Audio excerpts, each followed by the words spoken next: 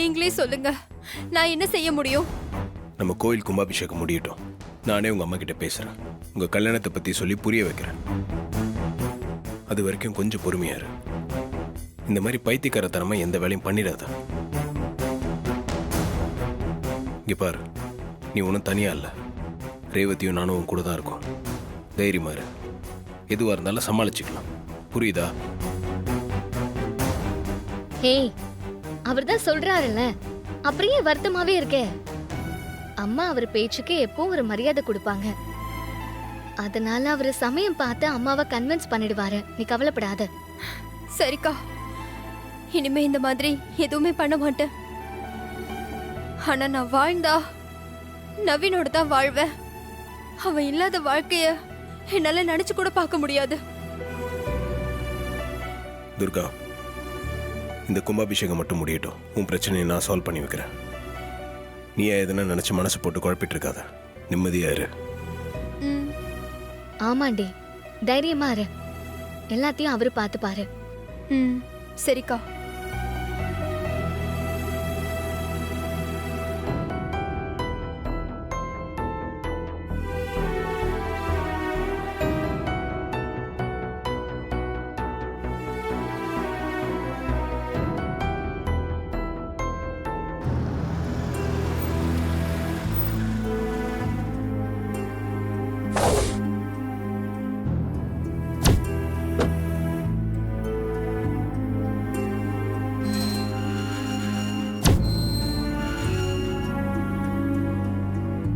வாமா, உட்காரு.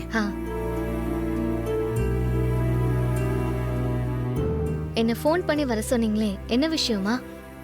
இன்னைக்கு என் பொண்ணு தீபாவுக்கு பிறந்த நாள்மா. அப்படியா? ஆமாம்மா. வருஷம் இந்த நாள்ல ஒரு புடவை எடுத்து சாமி கும்பிட்டு அவ வயசுல இருக்கிற பொண்ணுங்களுக்கு கொடுக்கறது வழக்கம். இந்த வருஷம் இந்த ஊருக்கு புதுசா வந்திருக்கோம். எங்களுக்கு இங்க பெருசா யாரையும் தெரியாதுல்ல. எங்களுக்கு ஒன்று மட்டும்தான் தெரியும். நீ தப்பா எடுத்துக்கலனா நான் அவளுக்கு எடுத்த புடவைய உனக்கு கொடுக்கலான்னு நினைக்கிறேன். நீ வாங்கிக்கிட்டனா நான் ரொம்ப சந்தோஷப்படுவேம்மா. தாராளமா வாங்கிக்கிறேம்மா. இதுல என்னமா இருக்கு? இல்ல, நீ வசதியான வீட்டு பொண்ணு. இந்த மாதிரி இதெல்லாம் நீ ஏத்துப்பியோ மாட்டியோன்னு கொஞ்சம் சந்தேகம் இருந்துச்சு. அதனால தான் கேட்டேன். நான் எப்பவும் ஏழை பணக்காரங்கன்னு யாரையும் பிரிச்சு பாக்குறது இல்ல. எல்லாரையும் சமமா தான் பாப்பேன். நீங்க உங்க பொண்ணா நினைச்சு எனக்கு இந்த புடவைய கொடுக்கறது உண்மையிலேயே எனக்கு ரொம்ப சந்தோஷமா இருக்கு. நீங்க தாராளமா புடவைய கொடுங்க, நான் கட்டிக்கிறேன். ரொம்ப சந்தோஷமா.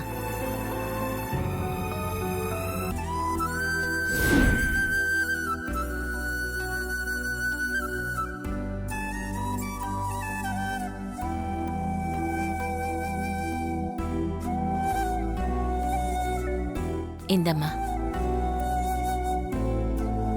மைதிலி, ரேவதி அந்த ரூம்க்கு கூட்டிட்டு போய் புடவை கட்டி கூட்டிட்டு வாமா.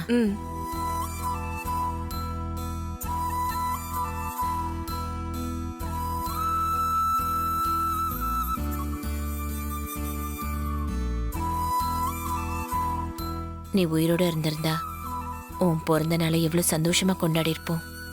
சின்ன வயசுல இப்படி போயிட்டியே. காலம் பூரா உன்னை நினைச்சு ஏங்குற மாதிரி பண்ணிட்டியம்மா.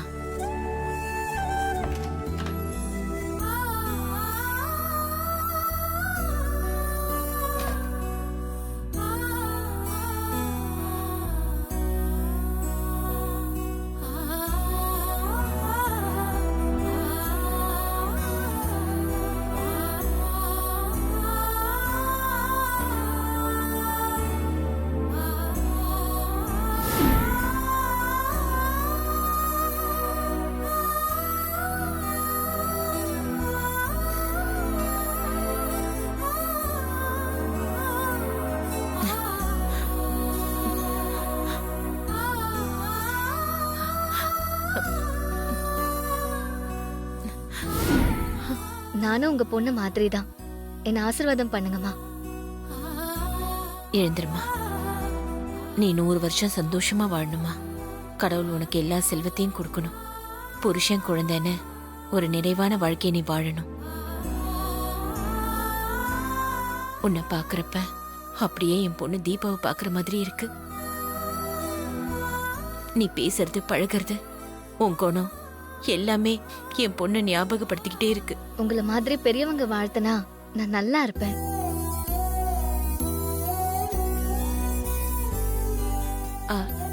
அம்மா, நான் அன்னைக்கு உங்ககிட்ட கேட்கணும்னு நினைச்சேன். கையில என்னம்மா கட்டு? எங்கேயாவது கீழே விழுந்துட்டியா? ஆமாமா, கீழே தான் விழுந்துட்டேன்.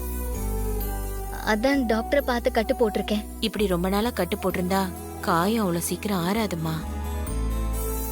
எனக்கு தெரிஞ்ச ஒரு நாட்டு வைத்தியம் இருக்கு, அத செஞ்சதும் உன் காயம் சீக்கிரம் ஆறிடும். ஐயோ, அதெல்லாம் வேண்டாம்மா, இதுவே கொஞ்ச நாள்ல சரியாயிடும். ஏம்மா, நான் கண்டதையும் செஞ்சு ஏதாவது பண்ணிடுவேன்னு பயப்படுறியா? சாச்சா, அதெல்லாம் ஒண்ணும் இல்லம்மா. உங்களுக்கே வீண் சிரமம் தான் சொன்னேன். இதுல எனக்கு எந்த சிரமமும் இல்ல. கோவில் எனக்கு உதவி செஞ்ச, உனக்கு நான் உதவ ஒரு சந்தர்ப்பம் கிடைச்சிருக்கு, அத நீ மறுக்க கூடாது. சரிங்கம்மா, அத செய்யுங்க. மைதிலி, நீ இவ கூட பேசிட்டே இரு, நான் ரெடி பண்ணிட்டு வந்துடுறேன். உட்காருங்க. ம்.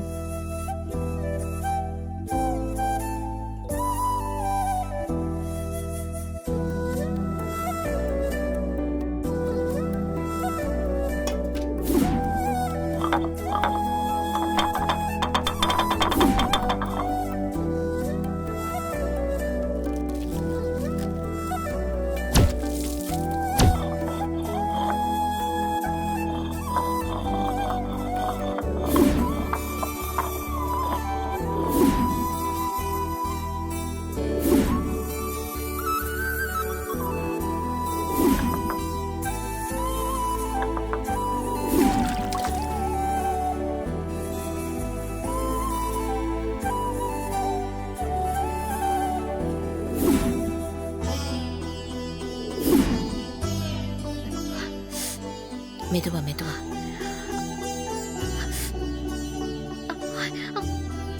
பாத்து பாத்து.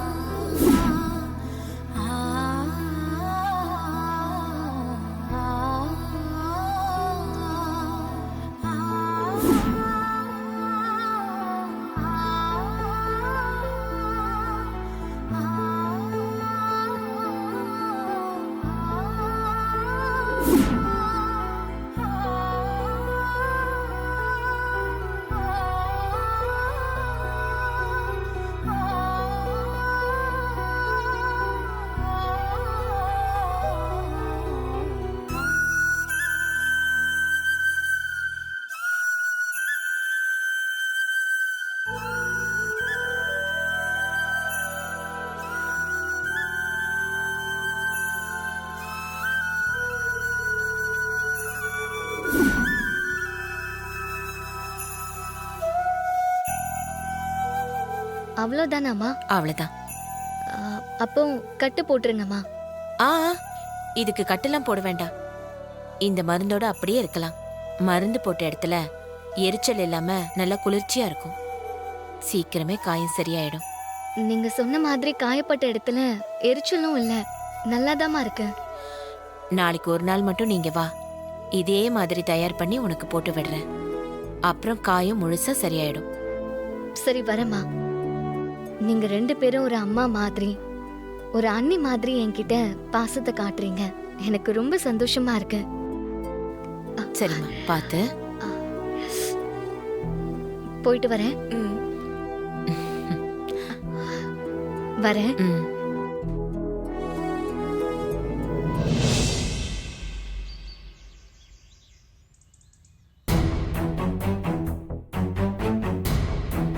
எங்க போயிட்டு வர? அது அன்னைக்கு நம்ம வீட்டுக்கு ஒருத்தங்க வேலை கேட்டு வந்தாங்கல்ல, அவங்க வீட்டுக்கு தான் போயிட்டு வரேன். இந்த புடவை நல்லா இருக்கா?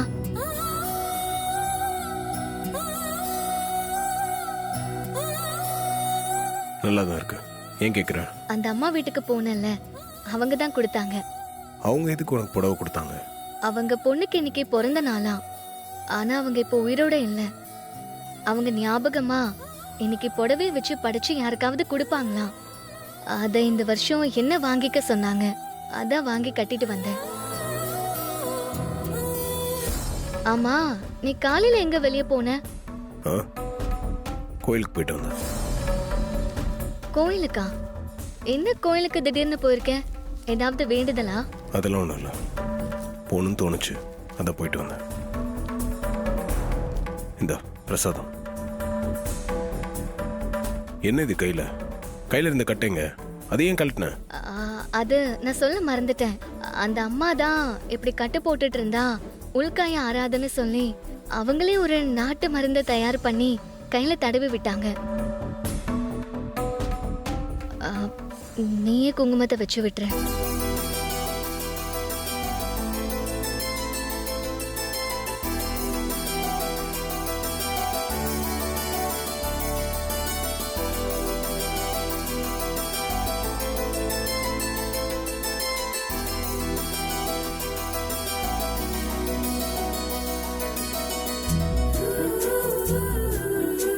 இப்ப கை கொஞ்சம் நல்லா இருக்கிற மாதிரி தான் தெரியுது. தூக்கவும் முடியுது. கையை தூக்க முடியுதுன்னா நீயே குங்குமத்தை எடுத்து வச்சிருக்கலாம்ல. அது மறந்துட்டேன்.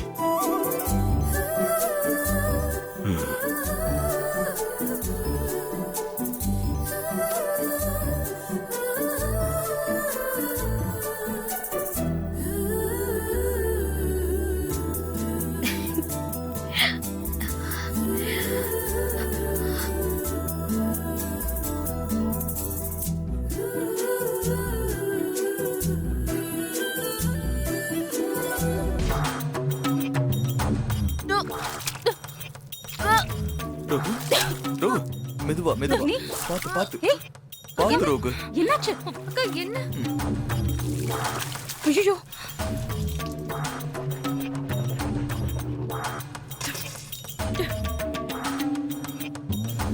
அக்கா ரோகு, என்னாச்சு ரோஹிணி? ஏன் வாந்தி எடுக்கிற? என்னாச்சுமா? சாப்பிட்டது எதுவும் ஒத்துக்கலையா? என்னாச்சு இப்படி வாமிட் எடுத்திருக்க?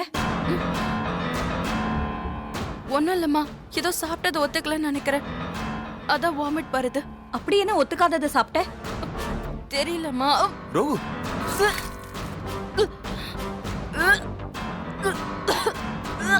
ரோகு பாத்து. நீ வாந்தி எடுக்கிறத பார்த்தா சாதாரண வாந்தி மாதிரி தெரியலையே, வேற ஏதோ வாந்தி மாதிரில தெரியுது.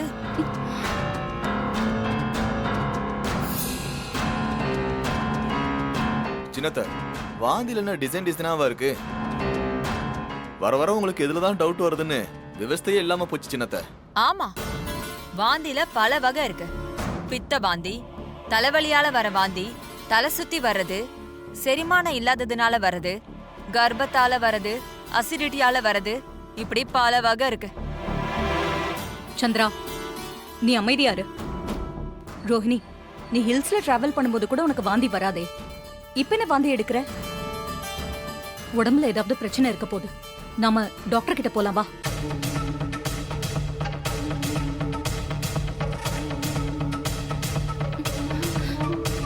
அம்மா, இது சாதாரண வாந்தி தாம்மா, இதுக்கு என் டாக்டர் கிட்ட எல்லாம் போனோம். வேண்டாம், விடுங்க. இல்ல ரோஹிணி, எனக்கு பயமா இருக்கு.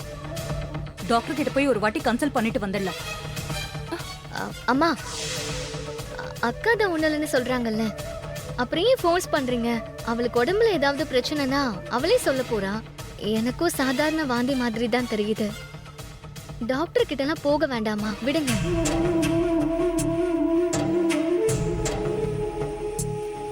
அத்த, நீங்க பயப்படுற மாதிரி ரோகிணிக்கு ஒண்ணும் இல்ல. காலைல சாப்பிட்டது எதுவும் ஒத்துக்கல, அதான் இப்படி வாந்தி எடுக்கிறா. ஒரு டேப்லெட் வாங்கி போட்டு ரெஸ்ட் எடுத்தா சரியா போயிட போகுது. ரோகு, என்ன மாப்பிள்ள இப்படி வாமிட் எடுக்கிறா? ஒண்ணும் இல்லைன்னு சொல்றீங்க.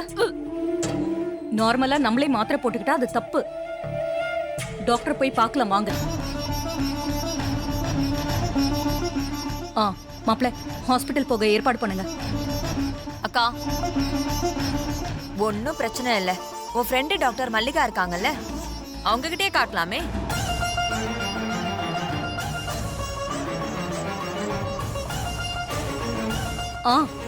ஆமா, அவங்க கிட்டே கூட்டிட்டு போலாம். அம்மா, சின்ன வாந்திக்கு எதுக்குமா அவங்க கிட்ட எல்லாம் போயிட்டு? நாமளே பாத்துக்கலாம் விடுங்க. ஆமாம்மா, இப்ப எனக்கு கொஞ்சம் பரவாயில்ல. டாக்டர் கிட்ட எல்லாம் போக வேண்டாமா? ஐயோ இல்ல இல்ல, ஏன் நிம்மதிக்காக உன்னை செக் பண்ணியே ஆகணும். ஹாஸ்பிட்டல் போலாம் வா.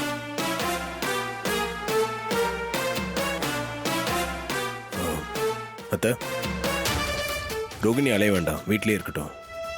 நான் வேணா போய் யாராவது ஒரு டாக்டரை கூட்டிட்டு வரவா? சரிங்க மாப்பிள்ள, கூட்டிட்டு வாங்க.